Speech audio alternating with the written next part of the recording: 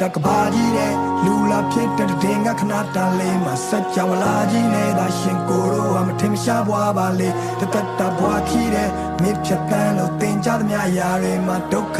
နဲ့တွေ့ရင်ဆိုင်ဖို့အတွက်အင်အားများပါစေဟိုမှာကြည်စမ်းကွယ်ပန်းဝင်လေးတွေဝင်ကြွလာပါနေညုံငယ်ချင်းရောက်တော့အပင်ဖြန်းနာကကြွေကိုတို့ဟာတင်မလမဝတ်တွားရမှမတွေ့ကိုသာရင်သွားရပါစေကိုမရှိတော့တဲ့ကဘာထဲမှာမင်းဟာကျင်သားရပါစေ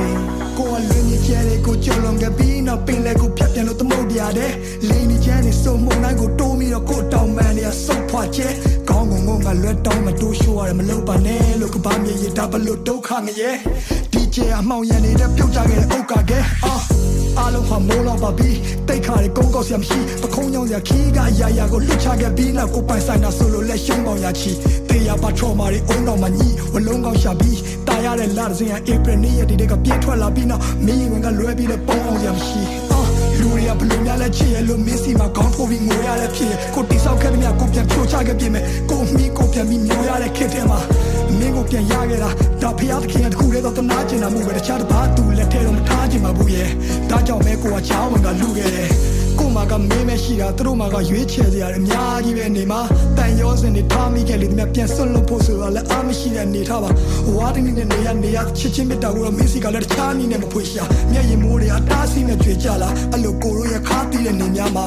ကပရဲ့အမှောင်ချမ်းရောက်ရင်တော့မင်းလန့်နေတဲ့မြင်ဖို့လောင်ကျွမ်းပြနေမယ်ဘသူကိုချစ်ခဲ့ဆုံးလဲမေးလိုက်မင်းနဲ့ပဲခုဒီကြောင်ရန်ထပြေတဲ့မိတ်တီလာကလောနဲ့အောင်ပန်းကနေညောင်ရွှေမျိုးတဝိုက်ကတောင်တန်းလာတယ်ပေါ်မင်းလက်တွဲပြီးနောက်တစ်ခေါက်ရှောင်စမ်းမရသေး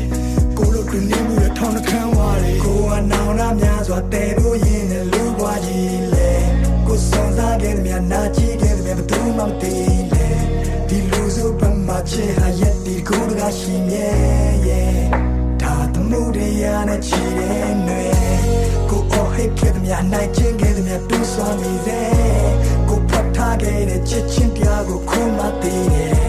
ဒီကဘာကြီးထဲမှာတရှင်ရတာမထူရသေးတယ်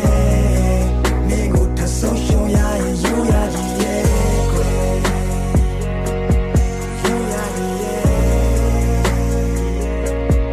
ယူရကြီးရဲ့ကွယ်